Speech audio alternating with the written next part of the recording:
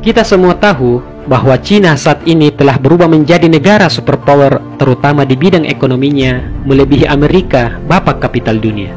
Cina dengan populasi terbesar dunia saat ini pun berusaha menandingi Amerika sebagai negara terkuat dari segi militer. Dengan populasi dan kekuatan ekonominya, maka bisa saja Cina akan menjelma menjadi negara terkuat dari berbagai lini, melebihi Amerika dan negara-negara Eropa lainnya. Namun, tahukah Anda jika Cina dahulunya pernah ditaklukkan oleh pasukan Islam? Ya, di zaman Khalifah Walid bin Abdul Malik dan gubernurnya Qutaibah ibnu Muslim. Keberhasilan penaklukan khilafah Islam di zaman Al-Walid bin Abdul Malik terus merengsek ke arah barat dan berhasil menaklukkan Mesir dan Afrika Utara di bawah pimpinan militer Musa bin Nusair, dan akhirnya ke Spanyol di bawah pimpinan Tariq bin Ziyad. Sedangkan penaklukan ke arah timur dipimpin oleh Qutaibah ibnu Muslim, sebagaimana yang ditulis Philip Kahiti dalam bukunya History of the Arabs. Philip berkata, dari pusat pemerintahannya di Khorasan, Qutaibah mengendalikan 40.000 pasukan Arab di Basrah, 7.000 pasukan di Kufa, dan 7.000 tentara bayaran. Dengan jumlah pasukan yang cukup besar itu, Qutaibah berhasil melakukan beberapa ekspedisi militer di Transoksania, Asia Tengah. Qutaibah mulai memimpin pasukan perang pada saat Hajjaj bin Yusuf Ats-Tsaqafi mengangkatnya menjadi Amir Khorasan atas titah Khalifah.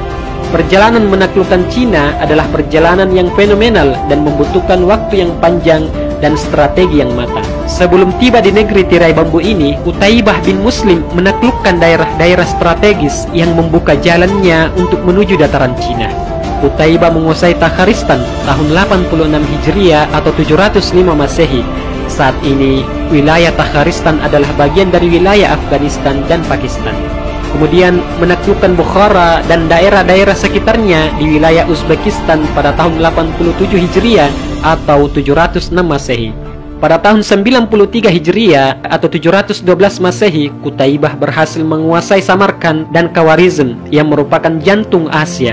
Pada wilayah ini, Qutaibah mengokohkan kedudukan umat Islam di wilayah Sungai Jihun dengan sibuk berdakwah dan mengajarkan Islam di wilayah tersebut. Penaklukan yang dilakukan Qutaibah menandai masuknya kekuatan Islam di Asia Tengah yang saat itu dikuasai oleh Cina dan suku-suku nomaden Mongolia. Qutaibah tidak berhenti sampai di sana, tetapi terus merengsek ke depan hingga sampai di perbatasan Cina. Pada tahun 94 hingga 96 Hijriah, pasukan Islam di bawah kepemimpinan Qutaibah berhasil menguasai daerah Sungai Seihan dan kota-kota di sekitarnya. Kemudian Qutaibah menuju ke Kashgar, kota paling ujung untuk menuju ke Cina.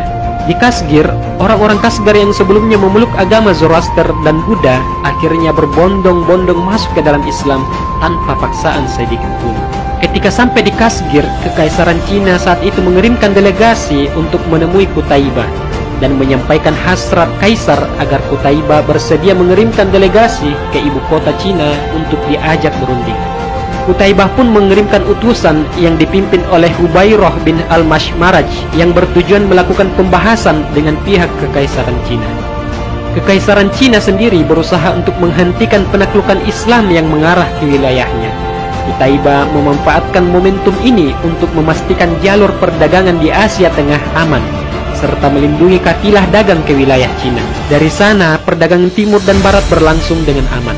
Selain itu, Kekaisaran Cina saat itu pun merupakan imperium yang sangat kuat. Untuk menaklukkannya dibutuhkan persiapan yang tidak sedikit. Pada saat yang momentum ini digunakan oleh khilafah Islam untuk menarik sebanyak-banyaknya penduduk asli Cina agar memeluk Islam. Hasilnya, sebagian di antara mereka telah memeluk Islam.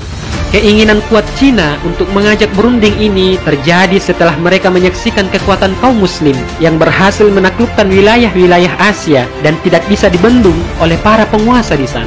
Sebagaimana pengkhianatan penguasa Bukhara yang sebelumnya melakukan perjanjian damai setelah sebelumnya dikepung oleh pasukan Qutaibah, namun mereka berkhianat.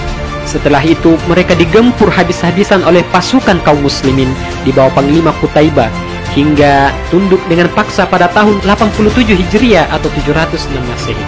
Begitu pula ketika penduduk Samarkand berkhianat, dan Qutaibah pun harus memberi pelajaran kepada mereka sebagaimana yang diberikan kepada penduduk Bukhara. Samarkand pun tunduk kedua kalinya, dan kekuasaan kaum muslimin di wilayah itu semakin menguat setelah suksesnya misi kedua ini.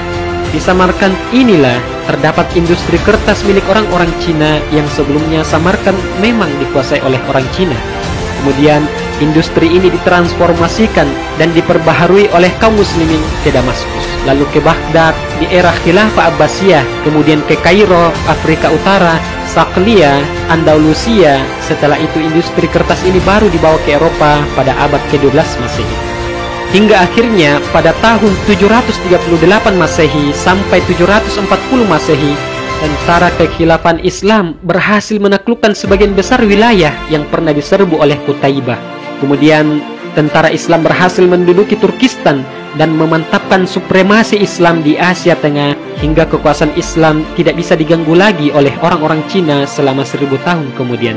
Wallahu a'lam bissawab.